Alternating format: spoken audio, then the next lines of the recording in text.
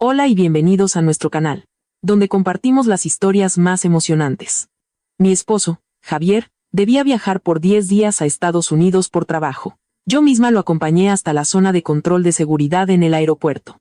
A la mañana siguiente, recibí una llamada de la Policía Nacional. Me informaron que habían encontrado a mi esposo con una mujer. Ambos sin vida y desnudos en la bañera de una villa en La Moraleja. Cuando llegué al lugar y vi claramente el rostro de la mujer junto a él, mis ojos se abrieron de par en par y no podía creer lo que estaba sucediendo. Eran las 6:00 de la mañana, el crepúsculo del amanecer aún se aferraba a un fino velo de nubes. Solo se oía el raspar de la escoba de un barrendero contra el asfalto, creando un ruido lúgubre y monótono. Aparqué el coche frente a la zona de salidas del aeropuerto Adolfo Suárez Madrid-Barajas. El frío de los gigantescos aires acondicionados del interior me hizo temblar. O quizás, ese frío provenía de un vago presentimiento que se deslizaba en mi conciencia. Cuando salí del coche, la figura alta y elegante de Javier con su traje gris, como siempre, me infundió confianza. Después de un agotador día de trabajo entre fríos cadáveres, me apresuré a abrir el maletero para ayudarle a sacar su gran maleta. Toqué accidentalmente su muñeca y me detuve. El segundo botón del puño de la chaqueta de Javier estaba suelto. Parecía que estaba a punto de desprenderse de su lugar aparentemente perfecto. Debido a mi profesión de médico forense, acostumbrada a notar cada pequeño detalle, fruncí el ceño y dije: «Espera, cariño, este botón está flojo. Sacaré hilo y aguja de mi bolso y lo coseré. No quedará bien si se cae en una reunión con clientes importantes». Javier miró mi dedo, sonrió levemente y apartó mi mano con suavidad. Su voz era cariñosa, pero se notaba una extraña prisa en ella. «No hace falta, mi amor, o perderé el vuelo. Cuando llegue, le pediré al personal del hotel que lo arreglen. Te preocupas demasiado». Se inclinó y me dio un beso ligero pero rápido en la frente. El familiar aroma de su perfume con notas de cedro, mezclado con un ligero olor a cigarrillo, llenó mis fosas nasales. Era el olor de mi esposo, el olor a seguridad que me había acompañado durante 7 años. Pero, ¿por qué ahora sentía en él cierta distancia y evasión? Lo observé mientras arrastraba la maleta hacia la zona de control VIP. Su ligera cojera hizo que mi corazón se encogiera. Era la secuela de un antiguo accidente de moto, cuando se interpuso para protegerme. Antes de desaparecer tras las puertas automáticas de cristal, se detuvo de repente, se volvió hacia mí y me saludó enérgicamente con la mano. Su sonrisa era brillante bajo la luz amarillenta del aeropuerto. Pero sus ojos estaban llenos de una profunda tristeza, como si intentara grabar mi imagen en su memoria por última vez. Conduje de regreso a la ciudad mientras las calles se llenaban de gente. El ruido de los claxones me sacó de mis profundas reflexiones sobre la extraña mirada de mi esposo. El teléfono vibró en mi bolso, un nuevo mensaje. Miré la pantalla y vi una notificación bancaria. Una suma enorme acababa de ser transferida a nuestra cuenta conjunta. La cantidad de ceros me hizo detenerme en el arcén para mirar más de cerca. En los detalles de la transferencia solo había 2 palabras. Fondo de emergencia. De repente, un escalofrío recorrió mi espalda y me cubrí de un sudor pegajoso, aunque el aire acondicionado estaba encendido. En el mundo de los grandes negocios, circulaban terribles rumores sobre reglas no escritas. Una de ellas era la transferencia de activos o la creación de un fondo de emergencia para la esposa y los hijos antes de un negocio arriesgado o un encuentro con la ley. ¿Por qué fondo de emergencia y no para gastos o inversión, como solía escribir? Esas 2 palabras me miraban desde la pantalla del teléfono como un último testamento, como una preparación para el peor de los escenarios que no podía decirme a la cara. Intenté calmarme. Quizás solo estaba siendo precavido antes de un largo viaje de negocios. Pero mi instinto de esposa y la intuición de una persona que se enfrenta constantemente a la muerte no me daban tregua. Esa noche, después de un día luchando con el trabajo y la ansiedad constante, acababa de despertarme cuando sonó el teléfono. Una llamada en mitad de la noche nunca era una buena señal para una médico forense como yo. Normalmente presagiaba una muerte inusual o un crimen sangriento. Cogí el teléfono. En la pantalla apareció el nombre de mi superior, el comisario de la Policía Nacional, de la Torre. «Dígame, comisario». Mi voz era ronca por el sueño y el miedo que me subía por la garganta. Al otro lado de la línea hubo un silencio de unos segundos. Solo se oía su pesado suspiro y el lejano sonido de una sirena. La voz del comisario no era tan firme como de costumbre, sino más bien vacilante. «Sofía, necesitas mantener la calma. Acaba de llamar una patrulla. Han encontrado a tu marido». Me senté de golpe. El corazón me latía con fuerza. ¿Qué significa que lo han encontrado? Está en Estados Unidos. ¿De qué habla? Lo han encontrado en una villa en La Moraleja. Ellos. La voz del comisario se volvió más pesada. Cada palabra golpeaba mi oído como un martillo. Prepárate. La escena es complicada, está muerto. Se me cayó el teléfono sobre la cama. Parecía como si un agujero negro hubiera absorbido todos los sonidos a mi alrededor. No podía ser. Esa misma mañana me había sonreído. El botón de su puño estaba flojo. Me quedé sentada, aturdida, en la oscuridad. De repente, una sensación de frío recorrió todo mi cuerpo, pero sabía que no podía derrumbarme ahora. Soy su esposa, pero también soy médico forense. Tenía que ir allí, para verlo al menos una última vez. Conduje como una loca por la autovía nocturna. El pie apretaba el acelerador a fondo, haciendo que el coche rugiera y rompiera el silencio de la noche camino a La Moraleja. La villa estaba aislada en medio de un jardín abandonado. Las luces azules y rojas de los coches de policía danzaban sobre los árboles, proyectando extrañas sombras en las paredes cubiertas de musgo. Al salir del coche, sentí que las piernas me temblaban y casi me caigo. Pero la compostura profesional me obligó a mantenerme erguida. La cinta amarilla de la policía se mecía con el viento nocturno, separando el mundo de los vivos del lugar de la muerte en el interior. Colegas conocidos desviaban la mirada o bajaban la cabeza. Nadie se atrevía a mirarme directamente a los ojos. Un joven agente de apellido Sánchez, que siempre bromeaba conmigo, me bloqueó el paso. Sofía, quizás no debería entrar. Déjenos terminar y luego lo identificará. La escena es muy dura. Aparté su mano. Mi voz era tan fría que ni yo misma la reconocí. Apártate. Soy médico forense y soy la familia de la víctima. Tengo derecho a saber. Pasé por debajo de la cinta. El primer olor que me golpeó no fue el desconocido olor de la muerte, sino el penetrante aroma de un coñac caro, mezclado con un perfume dulce y el olor a quemado de alguna droga. El enorme salón estaba desordenado, como si allí se hubiera celebrado una fiesta salvaje. Había botellas esparcidas por el suelo, ropa tirada en los sofás de terciopelo rojo, pero nada de eso atrajo mi atención. Me dirigí directamente al baño, donde los flashes de las cámaras de los criminalistas no dejaban de destellar. Dentro de un gran jacuzzi blanco estaba mi esposo, Javier, con la cabeza reclinada sobre el borde y los ojos cerrados, como si durmiera. Estaba completamente desnudo. Su piel tenía un extraño tono rosado, un signo típico de envenenamiento por monóxido de carbono o cianuro. Pero lo que me rompió el corazón en 1000 pedazos no fue su muerte, sino la mujer que yacía a su lado. Su largo cabello estaba mojado y le cubría la mitad de la cara. El brazo desnudo de la mujer rodeaba el cuello de mi esposo. Sus cuerpos estaban entrelazados en una pose indecente que habría hecho sonrojar a cualquiera. Me quedé helada cuando el jefe del equipo de inspección de la escena del crimen apartó con cuidado el pelo de la cara de la mujer para tomar una foto. Esa cara me era familiar. Era Elisa, mi prima lejana, a la que siempre había querido y en la que había confiado. Elisa solo tenía 22 años, una estudiante de último año. A menudo venía a nuestra casa a comer, y siempre se dirigía a Javier con respeto, llamándole por su nombre y apellido. Una oleada de náuseas me subió a la garganta. Tuve que taparme la boca para no vomitar delante de mis colegas. Era un caso evidente de muerte por imprudencia, o una orgía que había terminado trágicamente. Un final vergonzoso para un exitoso hombre de negocios. Oía susurros a mi espalda. Cotilleos sobre infidelidad, sobre la pobre esposa engañada. Pero cuando el dolor amainó, mis instintos profesionales se impusieron, fuertes e implacables. Me puse guantes de goma, respiré hondo para reprimir mis emociones y me acerqué al cuerpo de mi esposo. No miré su cara ni su cuerpo desnudo, que atestiguaba su traición. Me concentré en los signos biológicos. Levanté lentamente su hombro, examiné su espalda y sus glúteos. Bajo la luz brillante de la linterna, vi manchas cadavéricas de color rojo oscuro, ya fijadas en su espalda. Según la ley de la gravedad, si una persona muere sentada en una bañera, la sangre se acumula en las partes más bajas del cuerpo. Glúteos, muslos y pantorrillas. Pero en el cuerpo de mi esposo, las manchas estaban en toda la espalda y en la parte posterior de los brazos. Esto demostraba que había muerto tumbado boca arriba durante al menos 4 horas antes de que lo movieran y lo sentaran en esa postura. Me volví hacia mi superior. Mis ojos estaban secos, sin lágrimas. Es una escenificación. No murió en esta bañera. Murió tumbado sobre una superficie plana y dura. Y luego alguien lo trajo aquí y lo colocó en esta posición. De repente, se hizo el silencio en la habitación. Incluso los clics de las cámaras cesaron. Mi declaración fue como un cubo de agua fría vertido sobre las conjeturas anteriores. Los muertos no mienten. Las livideces cadavéricas eran el testigo más honesto, desenmascarando la torpe puesta en escena del asesino.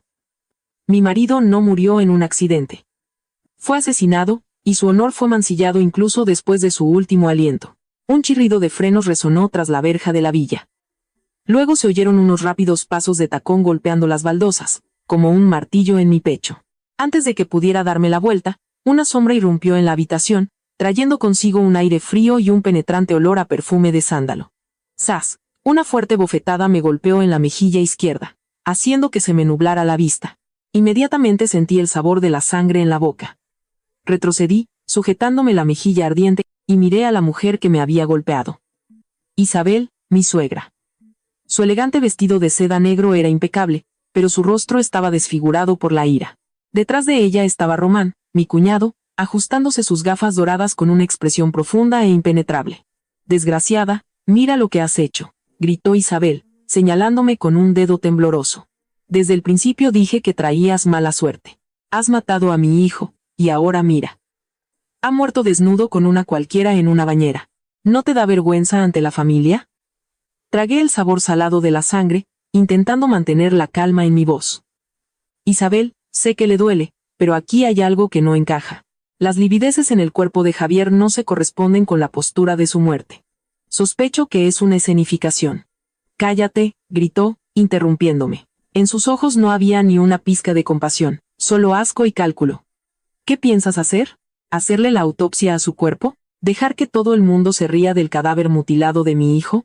¿Quieres que las acciones de la empresa se desplomen mañana?». En ese momento, Román se acercó lentamente. Puso una mano en el hombro de su madre para calmarla. Luego se volvió hacia mí. Sus ojos brillaron con frialdad detrás de las lentes de sus gafas.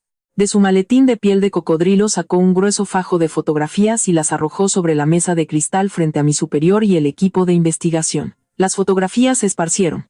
Y ante mí aparecieron imágenes de Javier y Elisa entrando en un hotel, cenando juntos, e instantáneas tomadas desde un ángulo poco claro dentro de un coche.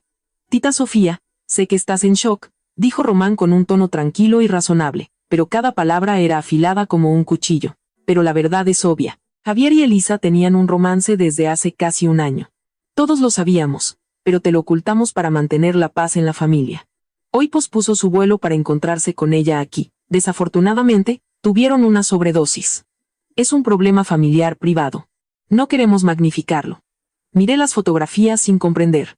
El ángulo, la luz, todo estaba perfectamente elegido para convencer a cualquiera de que tenían un romance. Pero yo conocía a Javier, y conocía aún mejor a Elisa. Tenía un novio en su ciudad natal, y a Javier lo veía como una figura paterna. Era una falsificación evidente. «No puede ser», grité, acercándome y agarrando el brazo del jefe del equipo. «Comisario de la Torre, mire con atención. Las livideces están en su espalda. Murió tumbado. Estas fotos son falsas. Todo esto es un montaje. Hay que hacer una autopsia. Es imprescindible». El comisario de la Torre me miró con compasión, luego a Román. Román guardó silencio. Simplemente sacó su teléfono, marcó un número y puso el altavoz. La voz autoritaria al otro lado de la línea resonó en el gran salón, haciendo que todos los policías se enderezaran. Era la voz de un funcionario de muy alto rango, una persona que la familia de mi esposo mencionaba a menudo en las fiestas. Sobre el incidente en la villa. La familia desea que el cuerpo no sea tocado por creencias espirituales. Resuélvanlo rápidamente. Entreguen el cuerpo a la familia para el funeral. No permitan ninguna filtración a los medios para no dañar la imagen de nuestra región. Cuando terminó la llamada, el comisario de la Torre suspiró, y se volvió hacia mí con una mirada de impotencia. «Lo siento, Sofía, tenemos que entregar el cuerpo. La familia ya ha firmado la renuncia a la autopsia». Me quedé paralizada, viendo cómo los empleados de la funeraria contratados por Román levantaban el cuerpo de mi esposo. Lo envolvieron en una fría bolsa negra, y cerraron rápidamente la cremallera. El sonido de la cremallera pareció desgarrar mi corazón. Comprendí que en esta batalla estaba sola. No les importaba cómo había muerto Javier. Solo les importaba su reputación. Las cifras en la bolsa. A sus ojos, la vida de Javier era solo un incidente que había que resolver rápidamente. Miré a Román mientras daba órdenes. Su reloj, un Hublot, brillaba bajo la luz. Se volvió hacia mí. Una leve sonrisa asomó a sus labios, y sus ojos parecían decir: «Has perdido». El tanatorio privado estaba en medio de un pinar en las afueras de Madrid. Un lugar alquilado por la familia de mi esposo para una ceremonia privada y rápida. Ni música alta, ni una larga cola de condolencias, solo un silencio ensordecedor que envolvía el caro ataúd de caoba. Isabel estaba sentada en el lugar principal, sosteniendo un rosario con los ojos cerrados. No sabía si rezaba por el alma de su hijo o calculaba qué decir a los accionistas al día siguiente. Yo estaba de pie en un rincón, observando cada movimiento. Román estaba fuera, fumando, hablando por teléfono con su abogado sobre la herencia y la transferencia de poder. Los empleados del tanatorio, después de preparar a Javier, también salieron a tomar un descanso. Era mi única oportunidad. Si permitía que cerraran la tapa de ese ataúd, la verdad sobre su muerte quedaría enterrada para siempre. Respiré hondo, intentando calmar mi corazón, y me acerqué lentamente al ataúd. Allí yacía él. Su rostro había sido cuidadosamente maquillado para ocultar el enrojecimiento antinatural de su piel. Los ojos cerrados, como si simplemente estuviera durmiendo. Lo miré, una lágrima rodó por mi mejilla, pero la sequé rápidamente. Ahora no era momento para la debilidad. De la ancha manga de mi vestido saqué un pequeño bisturí, una herramienta esencial de mi equipo portátil. Con la mano izquierda, levanté con cuidado su cabeza e introduje con delicadeza la hoja en el espeso cabello de su nuca. Corté un pequeño mechón de pelo junto con la raíz. Rápidamente lo metí en una pequeña bolsa de plástico escondida en mi palma. El cabello guarda la historia del consumo de sustancias. Me dirá qué veneno se utilizó. A continuación, las uñas. Tomé la mano fría y rígida de mi esposo. Mi corazón se partía. Perdóname, susurré, y con unas pequeñas pinzas corté la uña de su dedo índice. El suave clic resonó en el silencio. Miré hacia la puerta, pero Román seguía de espaldas, hablando por teléfono. Con manos temblorosas, recogí el trozo de uña y lo envolví con cuidado, pero mi instinto de médico forense me decía que faltaba algo. Las livideces, la piel rojiza. Necesitaba encontrar el punto de inyección del veneno. Cogí una pequeña linterna médica y examiné todo su cuerpo, desde las muñecas hasta los dedos de los pies. Ningún rastro de aguja. El asesino era demasiado profesional, con amplios conocimientos médicos. La luz recorrió su cuello, y me detuve. Lentamente, retiré su oreja izquierda. En la piel detrás de la oreja, en la apófisis mastoides, donde la piel es fina, y hay pocas terminaciones nerviosas, había un diminuto punto rojo. A primera vista, podría confundirse con una picadura de mosquito, pero para mí era la puerta de la muerte. Alrededor del punto había un pequeño hematoma, señal de una hemorragia que se produjo mientras el corazón aún latía. Rápidamente fotografié la marca de la aguja con mi teléfono. En ese momento, oí pasos desde la puerta. ¿Qué estás haciendo?, preguntó Román fríamente a mi espalda. Me sobresalté y escondí rápidamente el teléfono y las muestras en mi sujetador. Me di la vuelta, fingiendo un profundo dolor con lágrimas en los ojos, todavía sosteniendo la mano fría de mi esposo. Yo, solo quería arreglarle la corbata por última vez, dije con voz temblorosa. Está torcida, y a él siempre le gustaba que todo estuviera en orden. Román me miró fijamente. Sus ojos parecían intentar leer mi alma. Se acercó, miró el cuello de Javier, luego a mí. En su mirada había una clara sospecha, pero quizás mi aspecto lamentable lo convenció. Resopló y agitó la mano. Si has terminado, sal. Es hora de empezar la ceremonia. No arruines este momento solemne para la familia. Hice una reverencia y salí, pero mi mano apretaba fuertemente mi pecho. Allí, junto a mi corazón palpitante, estaban las únicas pruebas que podían restaurar el honor de mi esposo. La pesada puerta del crematorio se abrió, exhalando un aire caliente. Me quedé detrás del cristal, observando cómo el ataúd entraba lentamente. En ese momento, sentí como si mi propia alma fuera empujada hacia las llamas rugientes. Isabel se dio la vuelta, secándose las comisuras de los ojos. Román estaba de pie, con los brazos cruzados. Su mirada estaba fija en la puerta del horno. Parecía más un hombre esperando que se quemaran las pruebas que despidiendo a su hermano. El horno zumbó y las llamas envolvieron el ataúd. Me mordí el labio hasta sangrar para no gritar. Sabía que esas llamas no solo quemaban el cuerpo de mi esposo, sino también todas las pruebas importantes. Ya no habría oportunidad de volver a examinar las livideces o la piel rojiza. Todo se convertiría en cenizas. Pero se equivocaban. Pensaron que el fuego lo quemaría todo. Pero no sabían que yo, una médico forense, había logrado preservar testigos mudos pero irrefutables. El mechón de pelo y el trozo de uña yacían calientes sobre mi pecho, dándome una fuerza invisible. Tita, dijo Román a mi lado. Estaba tan cerca que sentí el frío olor a cigarrillos de su ropa. Ahora ha encontrado la paz. Es hora de que tú también te resignes. Rebuscar en esto no tiene sentido. No devolverá a los muertos.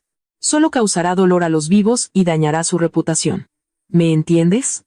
Sus palabras sonaban como un consejo, pero contenían una amenaza clara.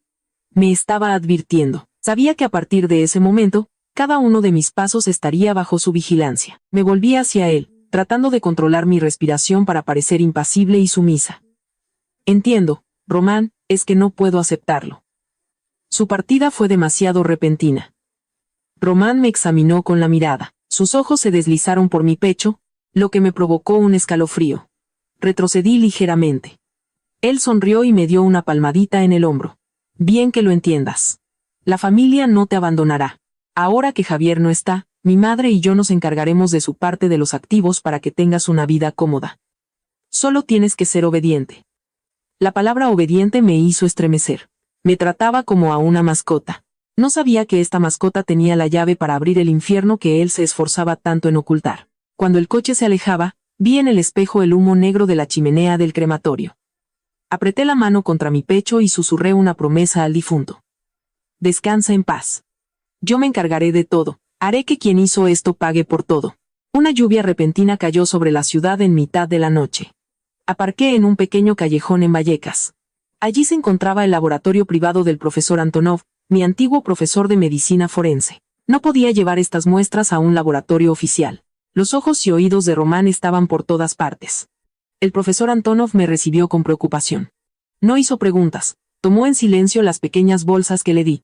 Conocía las reglas de nuestra profesión. Cuando un médico forense llega en mitad de la noche, significa que se está obstaculizando la justicia.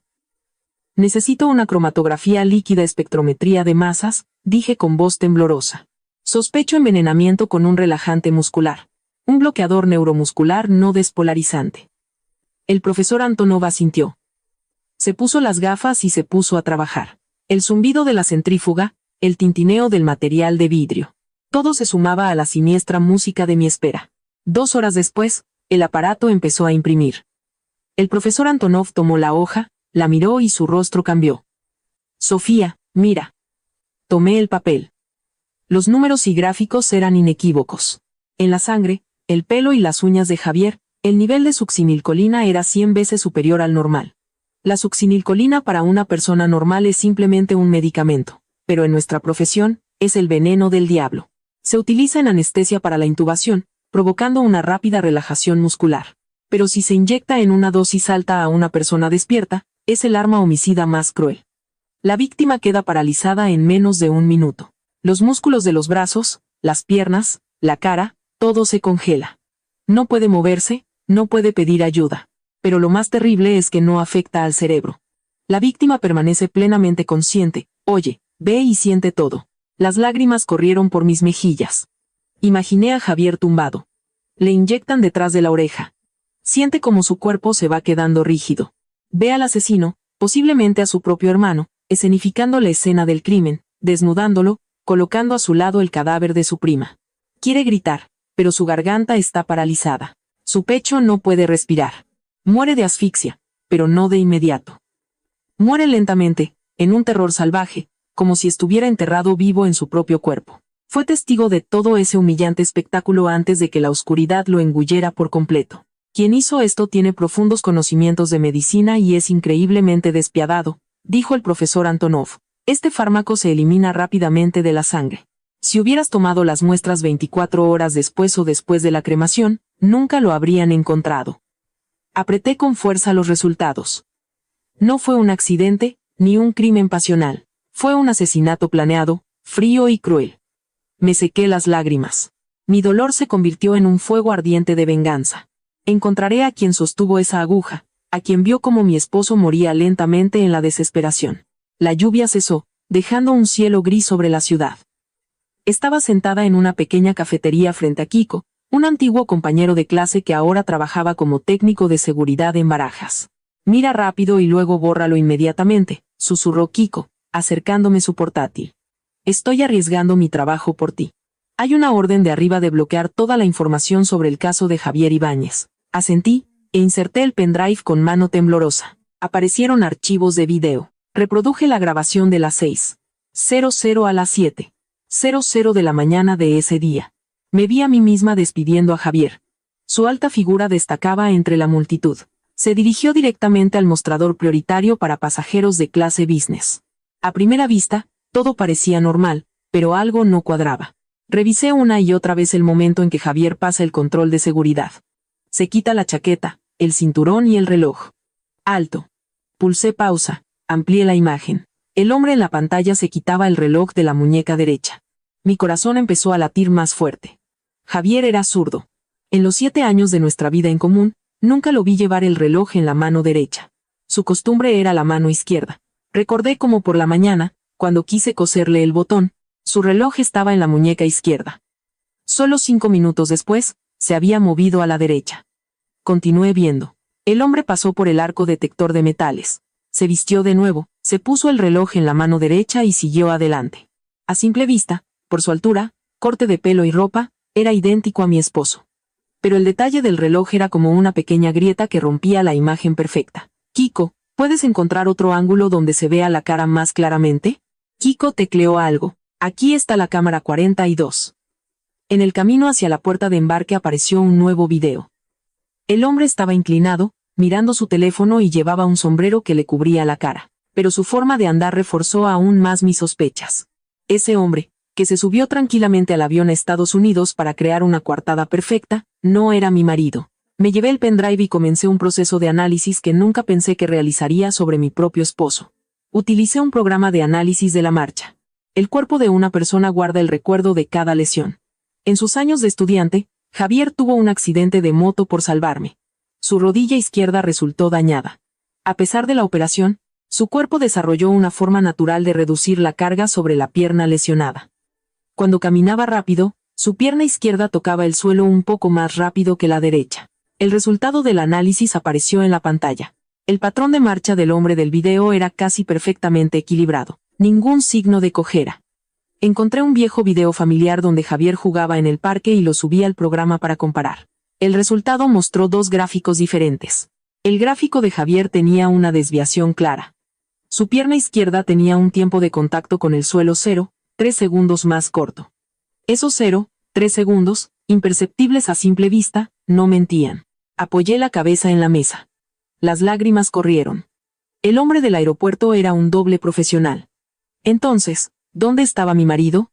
No podía simplemente desaparecer. Si entró en la sala VIP y salió un impostor, significa que el cambio tuvo lugar dentro de la sala de business. Es una zona privada, con poca gente y sin cámaras en el interior. El terror me invadió. Javier entró en la sala, sin saber que le esperaba una trampa. Los enemigos no esperaron a que llegara a Estados Unidos. Atacaron donde se sentía más seguro. Volví a las grabaciones de video. Esta vez me centré en la salida de servicio de la sala VIP, 7:15 de la mañana. La puerta se abrió. 2 hombres con uniforme de limpieza empujaban un gran carro de plástico, normalmente utilizado para la ropa sucia. El carro parecía muy pesado. Amplié la imagen. Ambos limpiadores llevaban mascarillas y gorras. El que iba detrás era un poco corpulento. Por un momento, cuando levantó la mano para secarse el sudor, la manga de su uniforme se subió. En su muñeca izquierda algo brilló. Un reloj con una correa de metal dorado. Aunque borroso, la forma del reloj era inconfundible. Era la forma de un Hublot, un lujo que un limpiador normal no podría permitirse. Pero yo conocía ese reloj. Lo había visto muchas veces en las cenas familiares, brillando en la muñeca de mi educado cuñado. Román. La terrible verdad me cayó encima como un cubo de agua helada. El hombre que empujaba el carro con el cuerpo de mi esposo no era otro que su propio hermano. Román no actuó solo. Se disfrazó de limpiador, entró en la sala, mató a su hermano y lo metió en el carro para sacarlo como si fuera basura. Sentí que mi pecho iba a explotar de rabia. Era su hermano de sangre, pero pudo ser tan cruel. Hice una captura de pantalla del momento en que se veía el reloj. Ese caro Hublot, símbolo del poder de Román, se convirtió en las esposas invisibles que ahora se cerraban en su cuello. Habiendo descubierto la forma en que se cometió el crimen en el aeropuerto, centré mi investigación en la segunda víctima, Elisa. Para la familia de mi esposo y para el público, Elisa era una amante desvergonzada, pero yo no lo creía. Usé mi acceso médico para ver su historial clínico. En 2 años, Elisa había ingresado en el hospital 12 veces. Las causas: lesiones domésticas, caída por las escaleras, accidente de tráfico. Pero cuando abrí los detalles y miré las radiografías, surgió una dolorosa verdad. Costillas rotas, hombro dislocado, conmoción cerebral, fisura en un hueso de la pierna. Eran los signos típicos de violencia doméstica recurrente. Las viejas fracturas no tenían tiempo de sanar antes de que aparecieran otras nuevas. Elisa no era una amante no querida. Era una esclava, un saco de boxeo para alguien, y sospechaba para quién. Román era conocido por su carácter violento. Elisa cayó en su trampa, estaba bajo su control y era sometida a torturas. Su muerte junto a Javier no fue consecuencia de una infidelidad. Fue un intento desesperado de mi esposo por salvar a su desdichada prima de las garras del diablo. Javier se enteró, intentó intervenir, y su bondad los llevó a ambos a la muerte. Fui a un bar en un callejón de Chueca en busca de Ana, la compañera de piso de Elisa. Encontré a Ana en un rincón. Parecía asustada. No crea lo que dicen, dijo Ana, llorando. Elisa no era una amante. Simplemente se metió en problemas. Ana contó que, debido a la grave enfermedad de su madre, Elisa pidió un préstamo a una entidad de microcréditos. 500 euros se convirtieron en 5.000 en 3 meses. Los prestamistas comenzaron a amenazarla y la obligaron a trabajar para ellos para pagar la deuda.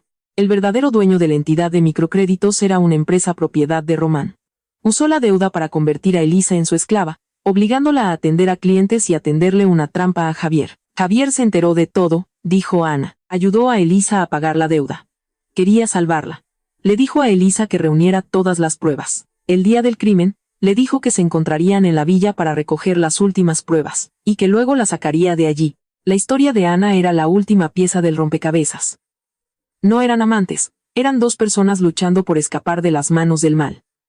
Tita Sofía, Ana me tomó de la mano. Elisa dejó algo, dijo. Si me pasa algo, dáselo a ella. De su bota sacó un pequeño pendrive envuelto en plástico. Dijo que aquí hay copias de las órdenes del señor Román y grabaciones que hizo en secreto. Y además, Javier le dejó un mensaje para usted. No podía escribir porque temía que su teléfono estuviera intervenido. Dijo, encuentra a nuestro amigo silencioso. Eres la mejor cuando se trata de huesos. Amigo silencioso, que entiende de huesos. Esas palabras resonaron en mi cabeza. Lo sabía. Sabía de lo que hablaba. Incluso en el umbral de la muerte, Javier pensaba en mí.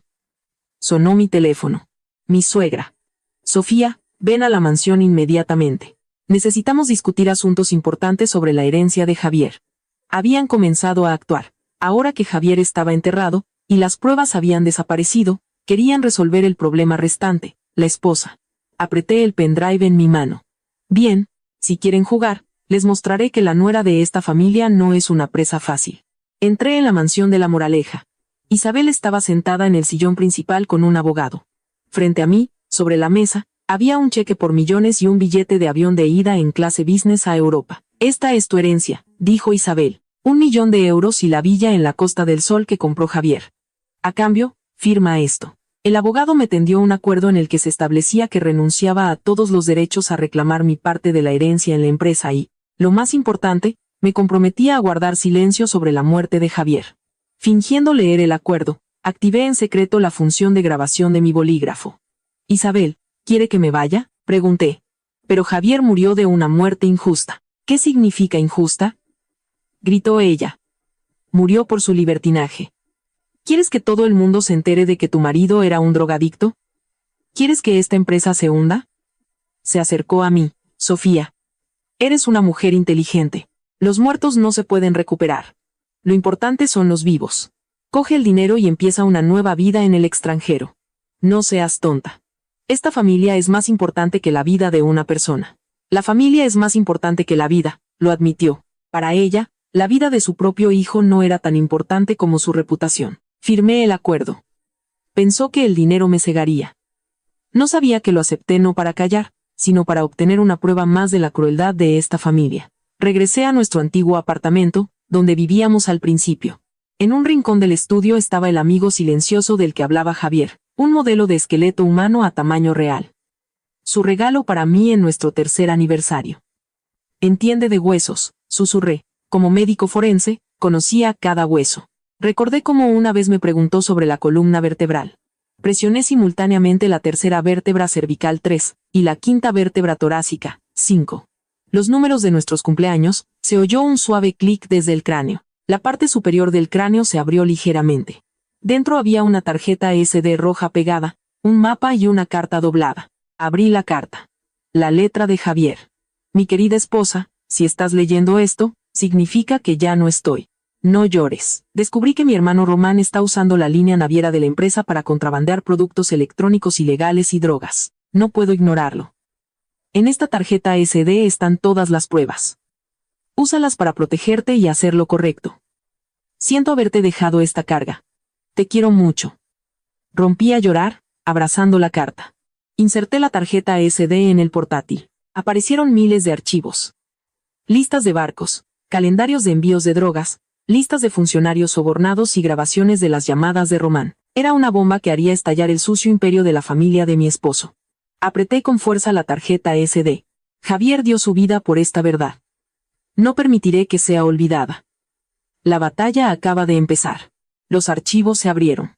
Detrás del proyecto de la empresa Océano Azul no se escondían telas ni productos agrícolas, sino productos electrónicos ilegales, residuos tóxicos y productos químicos para la producción de una droga sintética llamada hielo azul, disfrazados de productos de limpieza industrial.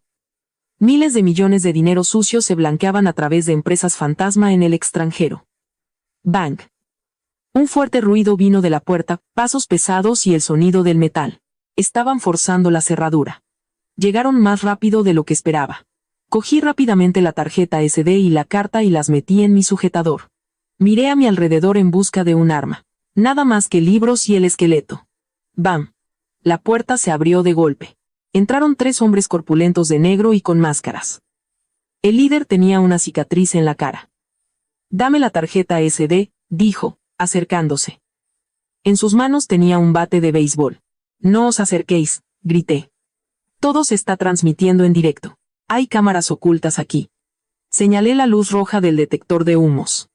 Dudaron, y esa fue mi oportunidad. «No le hagáis caso». «Cogedla», gritó el líder. Corrí hacia el balcón. Un segundo piso. Abajo, un denso matorral de lilas. No lo suficiente como para matarme, pero sí para romperme algo. No había otra salida. Cerré los ojos y salté. Aterricé en los arbustos. Las ramas me arañaron la piel. Rodé para amortiguar el impacto, pero sentí un dolor agudo en el tobillo. Me levanté, la sangre corría, pero no le presté atención. «Ha saltado», tras ella, gritaron desde arriba. Temblorosa, abrí el coche y lo arranqué. Cuando me alejaba, el hombre de la cicatriz golpeó el espejo lateral con el bate. Salí disparada. Ahora era una fugitiva, perseguida, pero también una guerrera con un arma capaz de destruir al enemigo. Desperté en un viejo almacén abandonado de suministros médicos en las afueras de la ciudad. Aquí, por ahora, estaba a salvo. Durante 2 días me escondí, alimentándome de fideos instantáneos y agua. Estudié todos los datos de la tarjeta SD.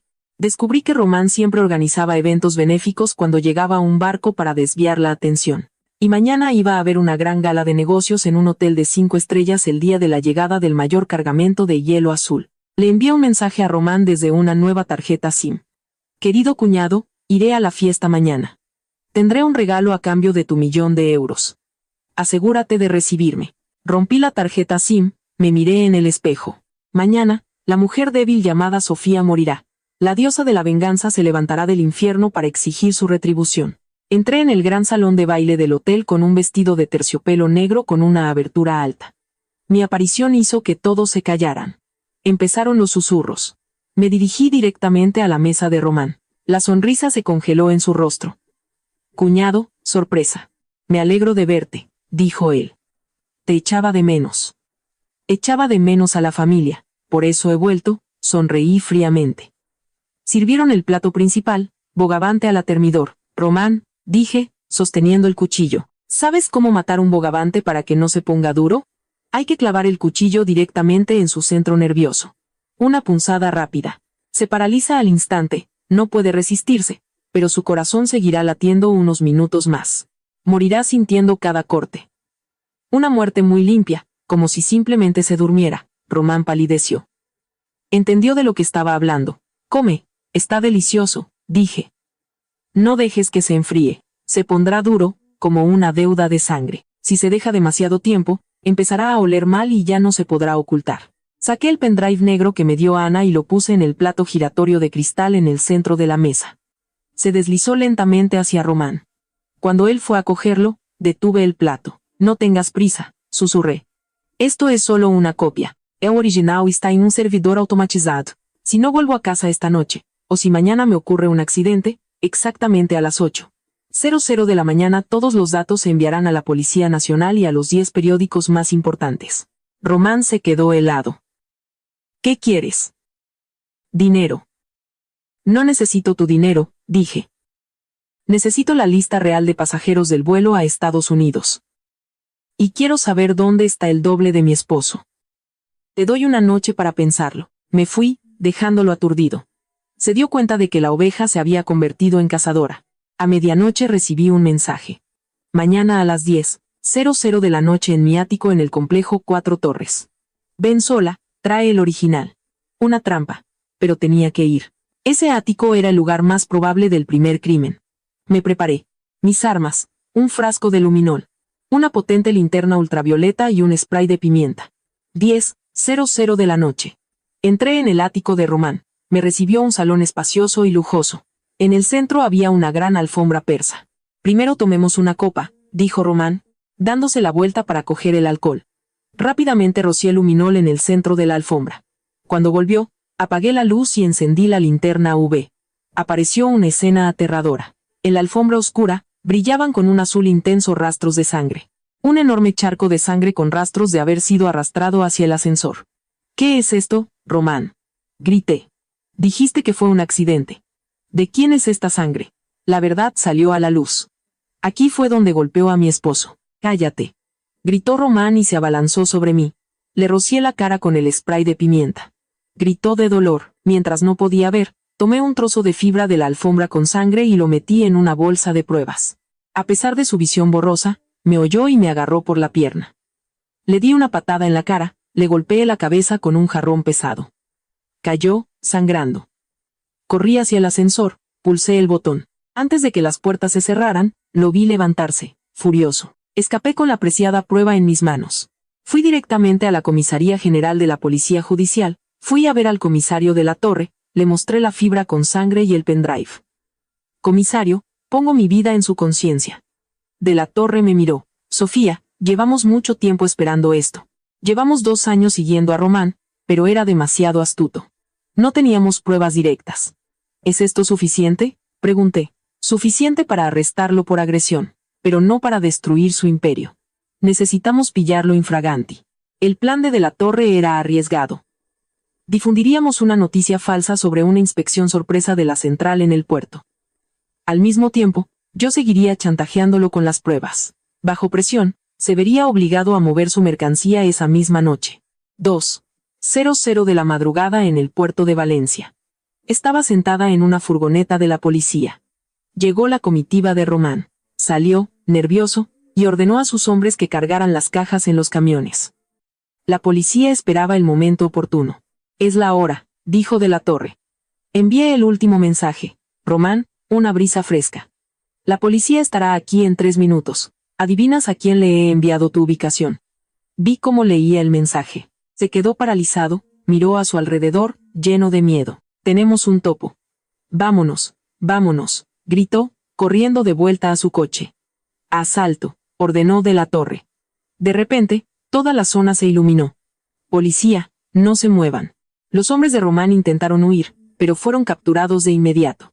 Román, desesperado, cogió una pistola y tomó como rehén a uno de los trabajadores del puerto. No se acerquen o disparo. Comenzó un enfrentamiento. Necesitaba una distracción. Salí de la furgoneta y me puse bajo la luz. Román, grité. Estaba en shock. Tú, aún tienes la desfachatez de aparecer. ¿Y por qué no? Dije. Mataste a mi esposo, a mi prima, e intentaste matarme a mí, pero sigo aquí. Estoy aquí para verte caer. Cállate, te mataré. Gritó, apuntándome con la pistola, soltando al rehén. Bang, un disparo de un francotirador desde el techo de un contenedor. La bala alcanzó a Román en el hombro.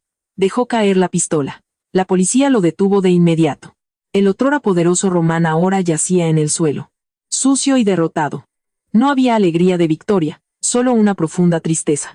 El precio de la justicia fueron las vidas de las personas que amaba. En la sala de interrogatorios apareció el abogado de Román. Mi cliente tiene un historial de esquizofrenia, dijo, mostrando una gruesa carpeta con informes médicos falsos. Era su as en la manga para evitar la pena máxima. Déjeme entrar, le dije a De la Torre. Sé cómo desmontar este teatro. Entré en la sala. Román fingía estar loco. Puse las fotos de las pruebas sobre la mesa. Eres un buen actor, dije, pero, ¿sabes lo que se siente cuando te inyectan succinilcolina? ¿Te paraliza gradualmente mientras tu mente permanece clara? Ves y oyes todo. Javier murió de asfixia, plenamente consciente. Cállate, gritó, tapándose los oídos. No ibas a matarlo, ¿verdad? Continué. Solo querías asustarlo, pero te equivocaste con la dosis. O simplemente lo dejaste morir. Eres un cobarde. Yo no lo maté. Gritó, abandonando toda pretensión. Solo quería que obedeciera. Resultó ser demasiado débil, por eso murió. No quería que pasara. Su confesión fue grabada. Atrapado por sus propias palabras. El doble fue detenido en la frontera. Lo confesó todo. Los buzos encontraron en el lago la jeringa con la sangre de Javier y las huellas de Román. La última pieza del rompecabezas estaba en su lugar. Su excusa médica se convirtió en basura. El día del juicio, su abogado seguía insistiendo en su demencia. Señoría, dije cuando me llamaron. Tengo pruebas adicionales. Un análisis de sangre de Román, tomado la noche de su arresto. El abogado afirma que lleva 3 años tomando medicamentos para la esquizofrenia. Entonces, ¿por qué no hay ni rastro de esos medicamentos en su sangre? En cambio, hay un alto nivel de anfetaminas, un estimulante que le ayudaba a mantenerse despierto para sus operaciones ilegales. No está loco, señoría. Simplemente está obsesionado con el dinero y el poder. Mis pruebas médicas destruyeron su defensa. Tras la deliberación, Román fue condenado a prisión permanente. Un mes después, la empresa se derrumbó. Isabel sufrió un derrame cerebral y entró en coma. El día del cumpleaños de Javier, recibí un correo electrónico programado de él. Un video corto para mi esposa. Javier sonreía. Hola, cariño, si estás viendo esto, significa que no lo logré. No llores. No odies el mundo por mi culpa. En el libro 100 años de soledad en la estantería, he dejado una libreta de ahorros. Es el dinero que gané honestamente. Úsalo para ser libre, sé feliz por los dos, te querré siempre. Han pasado 3 años. Estoy frente a un auditorio en la Universidad Complutense. Ya no hago autopsias. Ahora soy profesora. Recuerden, digo a los estudiantes. El bisturí de un médico salva vidas. El bisturí de un médico forense salva la justicia para los muertos. Nuestra profesión es fría, pero nuestros corazones siempre deben estar ardientes en la búsqueda de la verdad. Se oyeron aplausos. Sonreí. El cielo era azul y claro. Me sentía ligera, libre. El pasado había terminado. El dolor se convirtió en fuerza. Sé que en algún lugar, él todavía sonríe, observándome. Queridos oyentes, la mayor victoria de nuestra heroína no fue cuando el criminal fue castigado, sino cuando aprendió a soltar la carga de la venganza para encontrar la paz. La fuerza del perdón es la medicina más poderosa. Espero que hayan disfrutado de esta historia. No olviden suscribirse, dar me gusta y compartir. Sus comentarios son nuestra inspiración. Gracias por su atención.